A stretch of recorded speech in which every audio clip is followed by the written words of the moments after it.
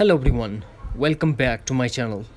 Today in this video I'm going to give you a solution to get back if contacts or disappear from iPhone and iPad in iOS 15, iOS 15.5.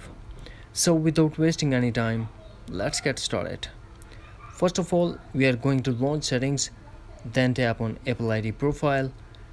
Here we have to tap on iCloud and turn on contacts and tap merge. Now force close the settings and launch settings again. Tap on profile icon, then tap sign out and sign out from Apple ID. Then wait for a couple of minutes and sign in back. Tap on iCloud and turn off contacts. Tap on keep on my iPhone.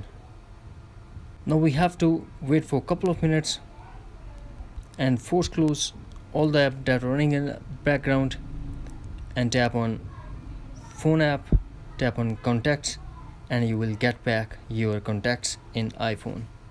That's it. Hopefully friends, you found this video helpful, so please don't forget to subscribe, like and share with your friends and family. Thanks for watching. Take care. Bye bye.